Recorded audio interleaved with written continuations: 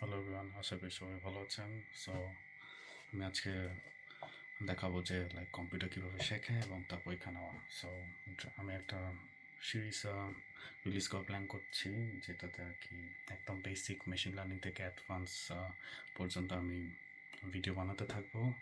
But এখানে catch হলো যে এখানে প্রতিটা কনসেপ্ট টপিক আমি কোনো ইকুয়েশন বা কোড দিয়ে ওভারওয়েলম করবো না। আমি একদম রিয়েল লাইফ এক্সাম্পলের সাথে রিলেটেবল এরকম উদাহরণই দিব, যেন এটা যে কোনো ক্লাসে মানুষ বুঝতে পারে ইজিলি। দেন তারা মোটিভেটেড হলে তারা পড়তে পারে। ডাজন্ট ম্যাটার, ভালো লাগলে অবশ্যই পড়বে, কেন না? সো অনেকেই আসলে মনে করেন যে মেশিন লার্নিং কোনো একটা জাদু কাটে, রাইট? এখানে অনেকে আবার কেউ আবার যেতে চান না। আমি রিক্সাওয়ালা বা একদম যারা কোনো আইডিয়াই নাই কোনো কিছুর, তাদের কথা বলতেছি। সো বাট আসলে কিন্তু তা নয়, রাইট? সো সো আমার ভিডিও আশা করি রিক্সাওয়ালা মামা দেখলেও বুঝবে। ইয়া সো আজ আমার যেটা প্ল্যান, যে কম্পিউটারকে কীভাবে আমরা ট্রেন করি, সে ঠিকমতো শিখছে কিনা এবং তা কীভাবে পরীক্ষা নেওয়া যায় না, এগুলো নিয়ে আর কি ভেচাল পারবো, ঠিক আছে? সো ধরেন আপনি, আমি বার্লিন থাকি, সো আমি বার্লিন উদাহরণ দিচ্ছি। সো আপনি বার্লিনে একটা বাসা ভাড়া নিতে চান, আর আপনি গত 1 মাসে 100টি বাসার বিজ্ঞাপন দেখলেন। আপনি দেখলেন যে বাসার সাইজ যত বড় তার ভাড়া তত বেশি। এখন আপনার মস্তিষ্ক কিন্তু already back of the mind একটা প্যাটার্ন খুঁজে ফেলছে যে ওকে, আপনি যখন এখন জানেন যে 50 স্কোয়ার মিটারে বাসা, ওকে, বাসা ভাড়া 500 ইউরো বার্লিনে। তাহলে 100 স্কোয়ার মিটার ভাড়া 1000 থেকে 1200 ইউরো সামথিং। ইয়া সো কম্পিউটারকে যখন আমরা লাস্ট 1 বছরে বাসার এই ইনফরমেশনগুলো দিলাম বাসা ভাড়ার, সো তখন সে সেটাকে পড়ে, বেসিক্যালি প্রতিটা ডেটা সে পড়ে।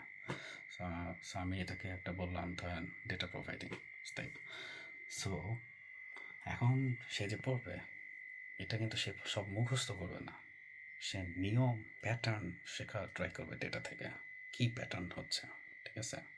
কত স্কোয়ার মিটারে কত রেন্ট, সে কিন্তু কোনোটাই মুখস্থ করবে না। It's completely different. সো এখানে কম্পিউটার ফর এক্সাম্পল 100টা ভাষা বা 1000টা বা 1 মিলিয়ন ভাষা তথ্য দিয়ে কী করবো, রাইট? সো সে অবশ্যই মুখস্থ করলে 13টা বেজে যাবে। সো মুখস্থ করবে না। সো সে একটা কি ট্রাই করবে, সে একটা ফর্মুলা খুঁজে বাই করবে যে কাহিনিটা কি মামা, ঠিক আছে? সো সে দেখবে যে সাইজের সাথে ভাড়ার রিলেশনটা কি। সো একটু চিন্তা করে দেখেন সাইজ। সো আপনারা মানুষ হিসেবে তো তাই চিন্তা করেন, তাই না, যে বড় সাইজ সো ভাড়া বেশি, সাইজ ছোটো ভাড়া কম, নর্মাল, রাইট? সো যখন সে এই নিয়মটা খোঁজা ট্রাই করবে, সেই সময়টাকে আমরা বলবো ট্রেনিং। ওকে, সো আমি আবারও বলি, সে কিন্তু ডেটা মুখস্থ করতেছে না, সে জাস্ট বোঝা ট্রাই করতেছে কেন বেশি, কেন কম, রাইট? সো কম্পিউটার এখানে আপনার যদি চিন্তা করেন, কম্পিউটার এখানে একটা ছাত্রের মতো জাস্ট সিলেবাসটা পড়া ট্রাই করতেছে। সো পড়া শেষ হলে আমাদের তো পরীক্ষা নিতে হবে, রাইট?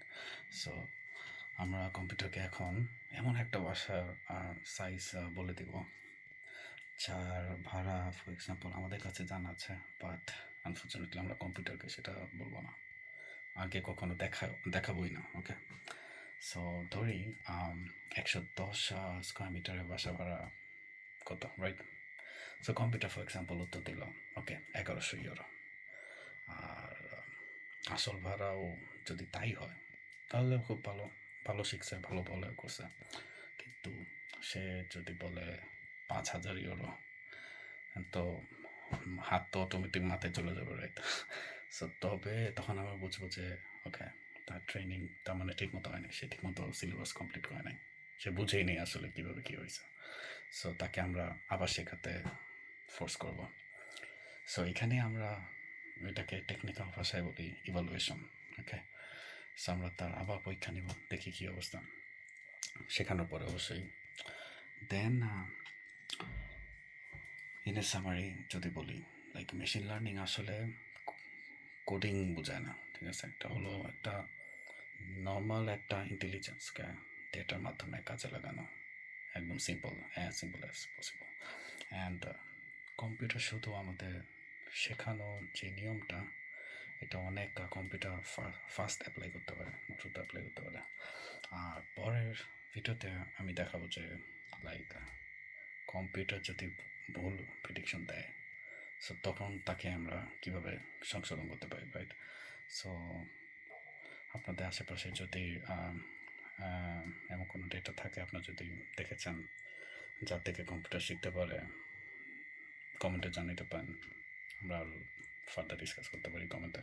ওকে, তাহলে বাই বাই।